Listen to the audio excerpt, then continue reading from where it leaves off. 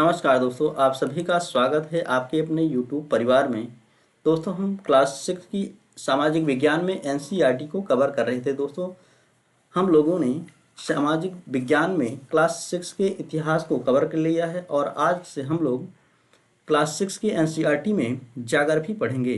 दोस्तों, अगर आप चैनल पर नए हैं तो पहले चैनल को सब्सक्राइब कर दें और बेल आइकन को प्रेस कर दें, जिससे कि हमारे आने वाले सभी वीडियो का नोटिफिकेशन आपको मिलता रहे। दोस्तों, अगर आप पूरी एनसीईआरटी यानी कि क्लास 8 तक की एनसीईआरटी को कवर कर लेते हैं तो आप एसएसटी में निश्चित ही प्लस 50+ मार्क कर पाएंगे। दोस्तों, आज हमारा अध्याय नंबर 4 है। इसके पहले हम अध्याय 3 तक पढ़ चुके थे। दोस्तों, आज हमारा चैप्टर है मानचित्र। दोस्तों, हम लोग पढ़ना शुरू करते हैं। आप पिछले अध्याय में ग्लोब के महत्व के बारे में पढ़ चुके हैं।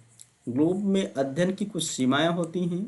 जब हम पूरी पृथ्वी का अध्ययन करना चाहते हैं तब ग्लोब हमारे लिए काफी उपयोगी साबित होता है। लेकिन जब हम पृथ्वी के केवल एक भाग जैसे कि अपने देश, राज्यों, जिलों, शहरों तथा गांवों के बारे में अध्ययन करना चाहते हैं तो यह हमारे लिए उतना उपयोगी साबित नहीं होता है।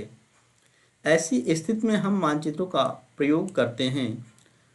मानचित्र पृथ्वी की सतह या इसके एक भाग का पैमाने के माध्यम से चपटी सतह पर खींचा गया चित्र होता है मानचित्र। लेकिन एक गोलाकार सतह को पूरी तरह से चपटा करना असंभव होता है। मानचित्र हमारे विभिन्न जरूरतों के लिए आवश्यक हैं। कुछ मानचित्र एक छोटे क्षेत्र को एवं कुछ तथ्यों को दर्शाता है। दूसरे मानचित्र में एक बड़ी किताब की तरह तथ्य हो सकते हैं। जब बहुत से मानचित्रों को एक साथ रख दिया जाता है तब एक एटलस बन जाता है। एटलस विभिन्न प्रकारों तथा अलग अलग पैमाने से खींची गई मापों पर आधारित होता है। मानचित्रों से एक ग्लोब की अपेक्षा हमें ज़्यादा जानकारी प्राप्त होती है। मानचित्र विभिन्न प्रकार के होते हैं, जिनमें से कुछ को नीचे दिया गया है। दोस्तों, हमारा पहला है मानचित्र, भौतिक मानचित्र। मोस्ट इम्पोर्टेंट है दोस्तों आपके लिए। भौतिक मानचित्र पृथ्वी की प्राकृतिक आकृतियों जैसे पर्वतों, पठारों, मैदानों, नदियों, महासागरों इत्यादि को दर्शाने वाले मानचित्रों को भौतिक या उच्चावच मानचित्र कहा जाता है। राजनीतिक मानचित्र, दोस्तों यह भी आपके लिए मोस्ट इम्पोर्टेंट है। राज्यों, नगरों, शहरों तथा गांवों और विश्व के विभिन्न देशों व राज्यों तथा उनकी सीमाओं को दर्शाने वाले मानचित्र को राजनीतिक मानचित्र कहा जाता है। हमारा तीसरे नंबर का मानचित्र है थीमेटिक मानचित्र। दोस्तों, यह भी आपके लिए मोस्ट इम्पोर्टेंट है। थीमेटिक मानचित्र, कुछ मानचित्र विशेष जानकारियां प्रदान करते हैं, जैसे कि सड़क मानचित्र, वर्षा मानचित्र, वन तथा उद्योगों आदि के वितरण दर्शाने वाले मानचित्र इत्यादि। इस प्रकार के मानचित्र को थीमेटिक मानचित्र कहा जाता है। इन मानचित्रों में दी गई सूचना के आधार पर उनका उचित नामकरण किया जाता है। मानचित्र के 3 घटक होते हैं दोस्तों। नंबर 1 दूरी, नंबर 2 दिशा और नंबर 3 प्रतीक। यह 3 घटक होते हैं मानचित्र के। दूरी मानचित्र दोस्तों एक आरेखण होता है जो कि पूरे विश्व या उसके एक भाग को छोटा कर कागज के एक पन्ने पर दर्शाता है। या कह सकते हैं कि मानचित्र छोटे पैमाने पर खींचे जाते हैं, लेकिन इसे इतनी सावधानी से छोटा किया जाता है ताकि स्थानों के बीच की दूरी वास्तविक रहे। यह तभी संभव हो सकता है जब कागज पर एक छोटी दूरी स्थल की बड़ी दूरी को व्यक्त करती हो। इसलिए इस उद्देश्य के लिए एक पैमाना चुना जाता है। पैमाना स्थल पर वास्तविक दूरी तथा मानचित्र पर दिखाई गई दूरी के बीच का अनुपात होता है। उदाहरण के लिए दोस्तों, आपके विद्यालय एवं आपके घर के बीच की दूरी 10 किलोमीटर है, जिसे मानचित्र पर 2 सेंटीमीटर की दूरी से व्यक्त किया गया है।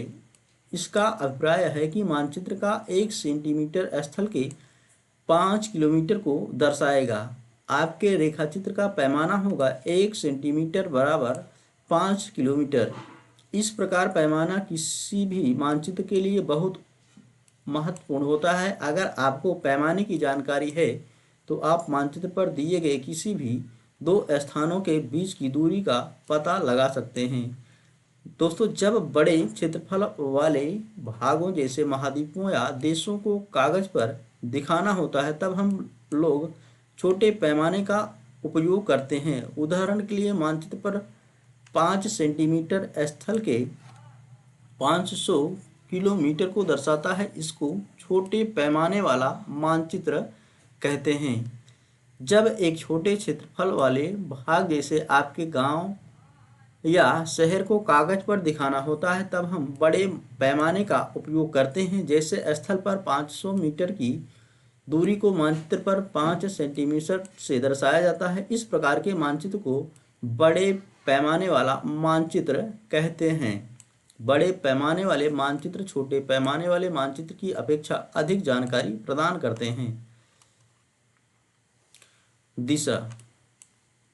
दोस्तों, दिशाओं के बारे में दोस्तों अधिकतर मानचित्रों में ऊपर दाहिनी तरफ जो तीर का निशान होता है ये वाला, यह उत्तर दिशा का बोध कराता है और नीचे वाला जो यह तीर का निशान होता है यह दक्षिण दिशा को बताता है और यहाँ से जो यह लाइन खींची जाती है यह पूरब को, और इस तरफ जो लाइन खींची जा रही है यह होता है पश्चिम दिशा, और इसके जो यहाँ से खींची गई है यह होता है उत्तर पश्चिम हमारा, और इस तरफ जो लाइन खींची जा रही है यह होता है उत्तर पूर्व, और यह वाली लाइन दक्षिण पूर्व, और यह वाली लाइन होती है दक्षिण पश्चिम। ऐसा होता है। प्रतीक। यह किसी भी मानचित्र का तीसरा प्रमुख घटक है। किसी भी मानचित्र पर वास्तविक आकार एवं प्रकार में विभिन्न आकृतियों जैसे भवनों, सड़कों, पुलों, वृक्षों, रेल की पटरियों या कुएं को दिखाना संभव नहीं होता है, इसलिए वे निश्चित अक्षरों, छायाओं, रंगों, चित्रों तथा रेखाओं का उपयोग करके दर्शाए जाते हैं। ये प्रतीक कम स्थान में अधिक जानकारी प्रदान करते हैं। इन प्रतीकों के इस्तेमाल के द्वारा मानचित्र को आसानी से खींचा जा सकता है तथा इनका अध्ययन करना आसान होता है। अगर आप एक क्षेत्र की भाषा को नहीं जानते हैं तथा आप किसी से दिशाओं के बारे में नहीं पूछ सकते हैं तब आप इन चिन्हों की सहायता के द्वारा मानचित्र से जानकारी प्राप्त कर सकते हैं। मानचित्रों की एक विश्वव्यापी भाषा होती है जिसे सभी आसानी से समझ सकते हैं। इन प्रतीकों के उपयोग के संबंध में एक अंतर्राष्ट्रीय सहमति है। ये रूढ़ प्रतीक कहे जाते हैं। कुछ रूढ़ प्रतीक चित्र में दिखाए गए हैं। दोस्तों, विभिन्न रंगों का उपयोग भी इसी उद्देश्य से किया जाता है। उदाहरण के लिए दोस्तों, सामान्यतः नीले रंग का इस्तेमाल जलाशयों, भूरा रंग पर्वतों, पीला रंग पठारों और हरा रंग मैदानों को दर्शाने के लिए किया जाता है। रेखा चित्र। दोस्तों, रेखा चित्र एक आरेखण है जो पैमाने पर आधारित न होकर याददाश्त और स्थानीय प्रेक्षण पर आधारित होता है। कभी कभी किसी क्षेत्र के एक कच्चे आरेखण की आवश्यकता वहाँ के एक स्थान को दूसरे स्थान के सापेक्ष दिखाने के लिए होती है।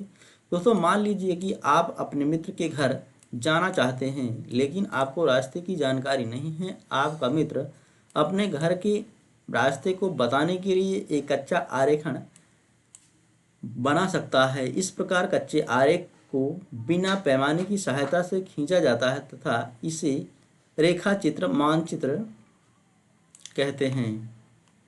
खाका। दोस्तों, खाका क्या होता है इसके बारे में हम जान लेते हैं। एक छोटे क्षेत्र का बड़े पैमाने पर खींचा गया रेखाचित्र ही खाका कहा जाता है।